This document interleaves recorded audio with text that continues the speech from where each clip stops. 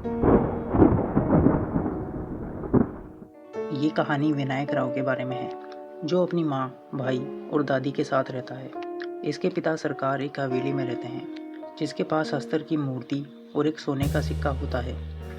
सरकार के मरने के बाद ये गांव छोड़कर जाने वाले होते हैं, लेकिन छोटा भाई पेड़ से गिर जाता है, तो उसकी माँ उसे डॉक्टर के पास ले जाती है और विनायक से कहती है, अगर दादी उड़ जाए तो अस्तर का नाम लेकर उसे सुला देना। दादी को एक तरह का श्राप लगा हुआ है, जिसके कारण वो मर नहीं सकती।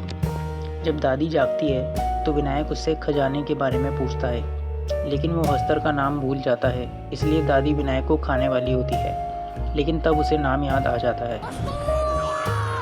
तब उसकी माँ भी आ जाती है। छोटा भाई रास्ते में ही दम तोड़ देता है, इसलिए वो हवेली से एक सिक्का चुराकर विनायक के साथ गांव छोड़ देती है। 15 साल बाद विनायक अपने पुराने घर जाता है, जहां दादी अभी भी जिंदा है, लेकिन उनके पेट में से एक पेड़ निकल आया है। विनायक उनसे खजाने का पता पूछता है और बदले में दादी को इस दर्द से मुक्ति दे देता है। विनायक हवेली में वो जगह ढूंढ लेता है जहां से सोना निकलता है। अब विनायक कुछ दिन में वहां जाकर 2-4 सिक्के निकाल लाता है। विनायक ये सिक्के राघव को बेचता है। एक बार राघव खुद ये सिक्के निकालने हवेली चला जाता है। जब विनायक को ये पता चलता है तो वो कुएं में जाकर कुछ सिक्के लेकर निकलता है, ताकि राघव ये सब देख ले।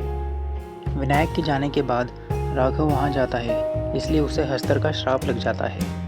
अब हमें पता चलता है कि विनायक सिक्के कैसे निकालता है। वो कुएं के अंदर जाकर जो देवी की कोख है, आटे से एक बाउंड्री बनाता है और एक आटे की गुड़िया निकालता है।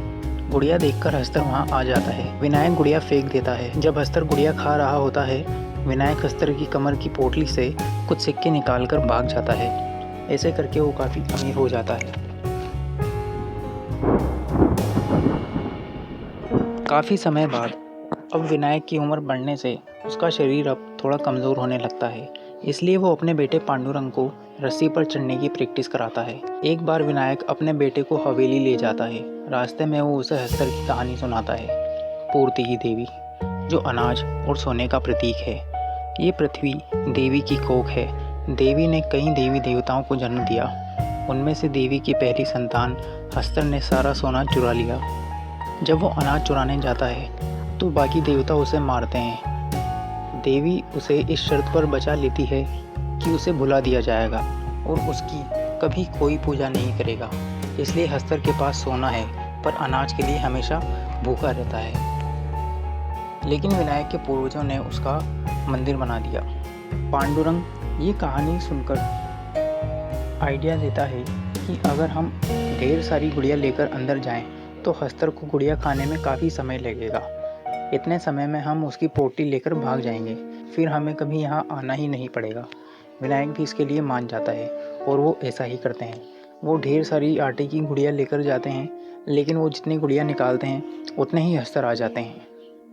इसलिए विनायक अपने शरीर पर सारी गुड़िया बांधकर कुएं से बाहर निकलता है और सारे अस्तर उसके पीछे आ जाते हैं। जब पांडुरंग बाहर निकलता है तो वो देखता है कि विनायक को पोटली तो मिल गई, लेकिन उसे अस्तर का श्राप लग गया, जिसे देखकर उसका सारा लालच खत्म हो जाता है। इसलिए वो विनायक को मुक्ति दे देता है और हमेशा के लिए वहाँ से चला जाता है।